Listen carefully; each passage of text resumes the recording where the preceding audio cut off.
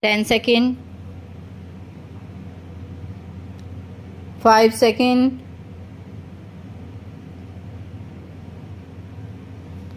start. May walked with long and quick steps as she went down the short road that led to the sea. Ever since she had spent a week with some relations who lived by the sea in the lovely summer month of June, she had lived for the day when she could return.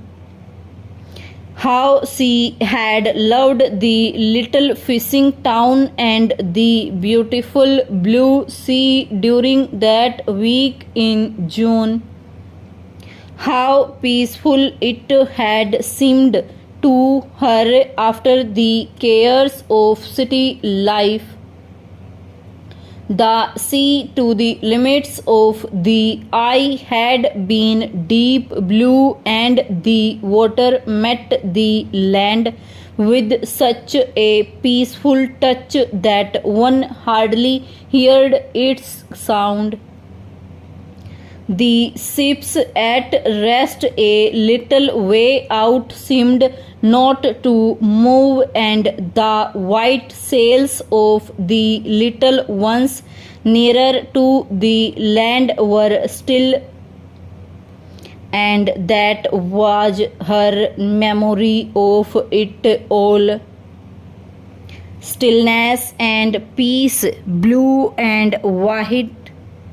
Stanza. May remembered also the houses of the people who lived there.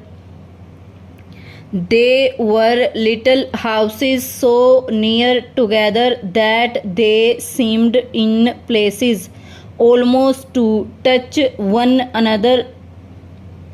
Surely a hand held out from one of those small upper windows could meet the hand held out from the window on the other side of the little road. Although it was not really a road, she thought a road should be reasonably wide and the houses should be set well back and be responsibly wide, and the houses should be set well back and there should be room for motor cars to pass along it. There should be room for people to pass each other without moving to one side or the other. No, she could not really call it a road, but it was certainly a place where people lived, some of them, but it was certainly a place where people lived, some of them, like her relations, had lived there all their lives. Never had they heard the call of the cities of their own country, and still less had the voice of other countries overseas called to them. No, for them life had to end where it had begun, and throughout the years they lived in those little, very little houses, lived as people were no longer thought to live in this wonderful land of ours, with its wide streets and modern houses and health services and picture houses. Stop, stranger. May had seen the little fishing town and had loved it. The call of the sea must be in heart, she thought as she walked once again on the hired city streets where she walked. Of course, she told her friend all about it.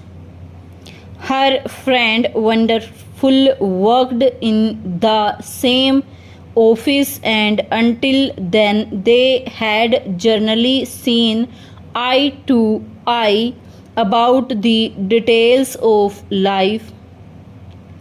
That had before May went to her relations at the sea for a week.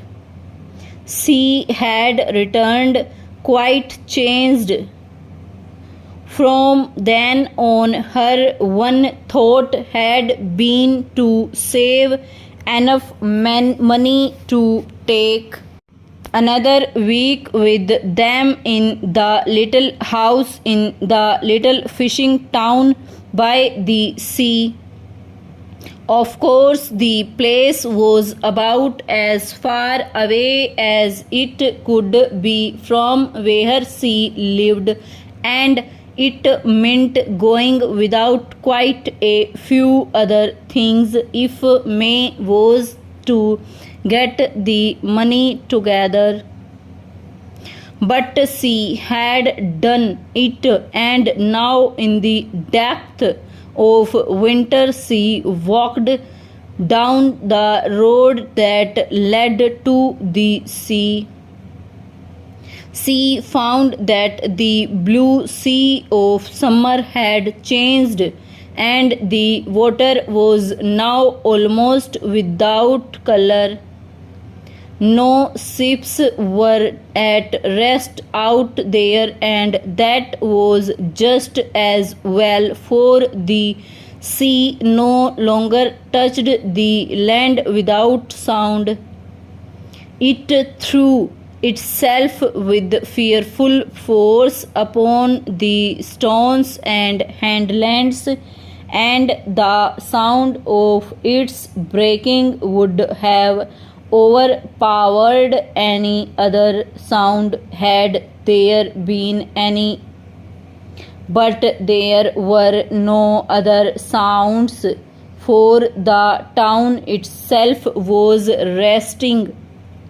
Man could not fish in such weather as this, when the water threw itself up into the air as if trying to overcome the little town that made so much use of it, a town indeed that lived wholly upon what it took from those great waters. Stanza.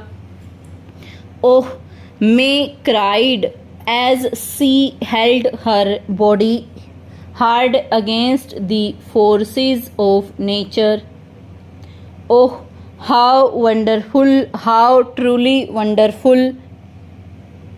Gone was the watercolor painting of the peaceful blue sea and the sweet little town, and in its place was this great oil painting, this masterpiece of the forces of water and land. She was watching the everlasting war between earth and water, that everlasting attempt of one to be the master of the other, an attempt that she hoped would never meet with success. Stanza. And she loved the sea and the land and the little town more than ever, and she would willingly have spent the rest of her life there by the fearful and the peaceful sea.